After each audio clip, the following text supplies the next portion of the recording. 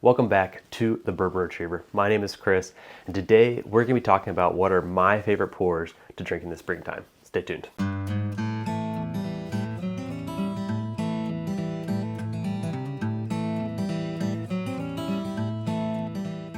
So spring is here, at least maybe potentially. In my area, in the DC area, we have this thing called fall spring, where it gets up to like around 70 degrees. But then shortly thereafter, we're going to have a couple weeks, maybe it gets down to below freezing again. But with the warm temperatures for these past couple days, it has me thinking, what bottles am I looking forward to drink in the spring? Now in the springtime, it does get a little hot outside. So there's a couple of things I look for in a whiskey that I want to drink in the spring. It's very similar to like beer, right? You aren't going to be drinking a heavy stout if you're out having a good time with your friends in the lawn or wherever you may be, maybe by the pool. You're not going to be drinking a high proof IPA. You're traditionally going to be drinking something lighter, and a lot of those similar characteristics carry over to whiskey. So you aren't going to want to drink anything super high proof. Similarly, you're not going to be drinking a high proof beer. You're not going to want like hazmat cast strength whiskey. You're also not going to want anything that's dark, rich, and heavy, like a deep finished whiskey, a double oak whiskey where it's just dense on your palate. You're going to want something more light, crisp, still have the flavor there. You're not going to want drinking just water, ethanol. You're going to want something with a nice flavor, but it's going to be more on the crisper side. And this first bottle to me is almost the quintessential spring whiskey when I think about what I want to drink in the spring, and it is Buffalo Trace. A lot of people out there are probably going to hate me for putting this on the list, but this is basically what I want in a spring drink. It's super light proof. There's like 90-ish proof whiskey here. You get a lot of those traditional whiskey notes, caramel, vanilla, honey, a little bit of green apple on this particular one, but it doesn't have that heavy oak profile you get in a lot of more higher age Buffalo Trace products. Now you could substitute other products from Buffalo Trace in place of this, like Blanton's, Elmer Lee, E.H. Taylor, things like that. But another requirement, at least for me when I'm thinking about spring drinks, is it's got to be something that's just crushable. And also, I'm not going to feel guilty crushing it. And with Buffalo Trace being the more refinable version of the products from that distillery, that's why this one makes it on the list today. So mixing it up a little bit, and now we're going to talk about probably the best rye whiskey for the springtime, and it is anything from the Sagamore Distillery.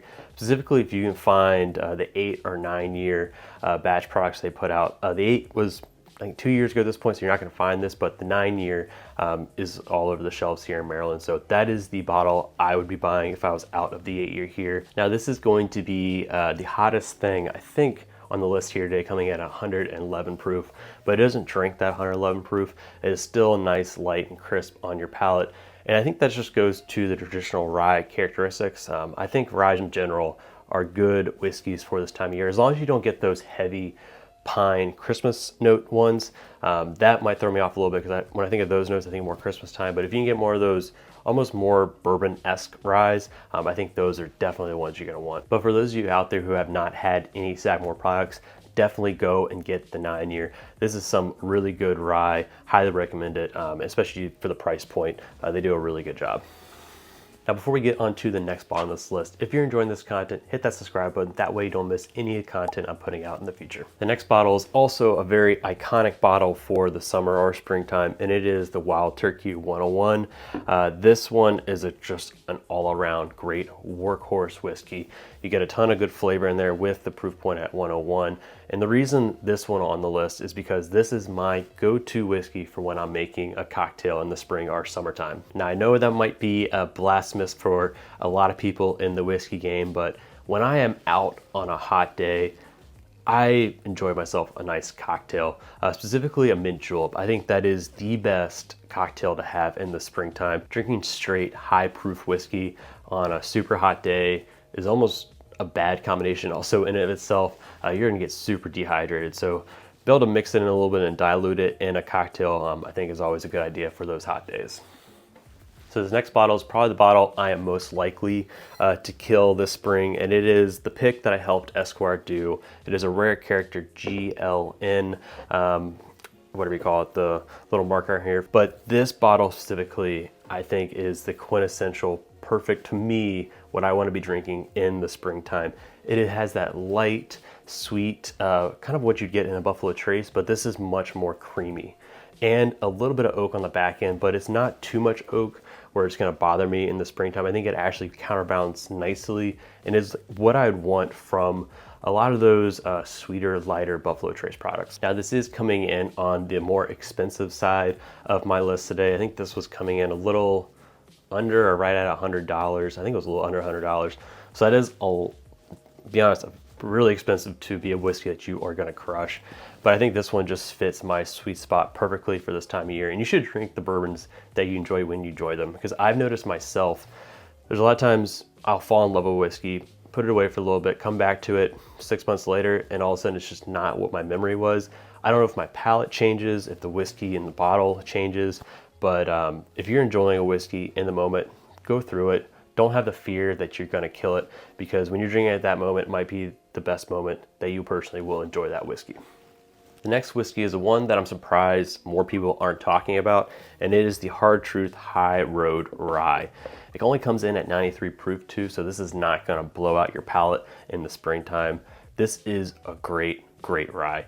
Basically, it is that, I'm gonna say a copper note to it, not metallic. Like a lot of times when people say metallic notes, they think instantly negative, but to me, this gets you that nice, sweet penny note that I actually do enjoy in whiskeys. It has that nice, rich caramel sweet note underneath with that rye on the back end, and it doesn't, again, blow you out at the 93 proof. This is a great bottle to have in the springtime. Also, traditionally ryes are more expensive than bourbons just because they're harder to produce than bourbons, and this is coming in at a very reasonable price for ryes.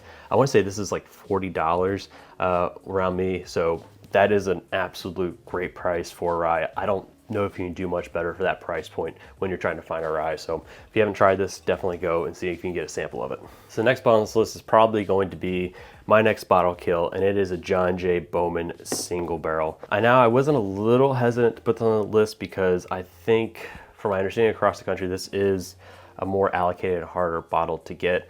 But at least around here in Virginia, it's starting to show up on the shelves more, so I felt more inclined to put on this list because, again, in the springtime, you're not gonna wanna sit back and crush a bottle that you can't replace. Like the Old Fitz. The Old Fitz's would be a great spring pour, but it's also, again, a bottle I'm not gonna pour and just relax and not think about the pour too much. And I'm gonna feel more queasy putting a bigger dent in those bottles. Now, for those of you who haven't tried John Jay, it's very similar to the E.H. Taylor small batch, same proof, 100 proof. We had the Buffalo Trace on here earlier. Very similar notes to that, but you're bumping up the proof a little bit. And if you can find any of these old labels where it doesn't have the green sticker on the front, definitely pick those up. I enjoy these older bottles a little more. They don't have quite as much of a rye spice into them, but for those of you who haven't had John Jay, this is definitely one of the bottles that you should go out and buy, even outside the springtime. This is a great pour for, I think, roughly around like $60 is what they're charging for MSRP on this bottle. I think it is a great pour for that price point. So if you haven't had this, don't have a bottle, this is definitely one to add to your collection. So the next bottle we're gonna talk about is a bottle that I almost didn't include because of the variability on the quality of these, but it is the 1792 single barrel. This single barrel specifically is a bottle, probably maybe one of my top 10 bottles on my shelf. This single barrel is absolutely fantastic. And part of the reason punting for single barrels is the name of the game. You can find some really great single barrels, but at the same time, I've had some of these that were almost undrinkable. So it is definitely a risk with these bottles, but they're coming in at a nice low proof point. The good ones of these are absolutely crushable whiskey, especially for that $40 price tag. You can't beat that. An alternative to the single barrel, if you can't find these, I know these can be a little more difficult to find across the country, is the small batch. You'll get more consistency in the small batch, but it's more of the middle of the road. It's in between the best single barrels of these and the worst single barrels, so that's just a more safe route, and they're also a little bit on the cheaper side. So if you haven't had the small batch, definitely get it, but I would recommend taking a flyer on this for the hope that you can find one of these great single barrels. Now the next one we're going to talk about is coming out of a distillery in North Carolina, and it is the Southern Star Paragon. Specifically, these are single barrel cask strength wheated bourbons. I'm surprised this is my only wheated product on this list because traditionally wheater bourbons, they are sweeter and lighter, and this one is a great wheated bourbon. If you have not tried any of their single barrels yet, definitely, if you see one, get them. Again, these are like roughly $60. There is also a variability in these bottles though. I've had some of them that are very malty forward, which is something I would traditionally more drink in maybe the fall time, but this single barrel specifically is a great light, crisp note, and it is a perfect bottle for me in this springtime here. Coming in also a great proof, 108 proof. They do a low entry proof on their whiskey, very similar to like what Michter's does, and that results in much greater flavor at a lower proof point, which is what I'm looking for these days, especially on a hot day. I don't want something that's gonna blow me out, have a couple drinks in, and just be done for the day. I want something lighter that I can sip on throughout the day and not have just a massive hangover at the end of the day. Now in Virginia, they do have the 100 proof versions of these, the batch products. If you can, definitely see if you can find the single barrels because you're only paying, I think it's only like $5, maybe $10 more than the batch products, but these are much better than those batch products. So if you can, see if you can find one of the single barrels because they are a great value for that price. So that's my list of bottles that I'm drinking this spring.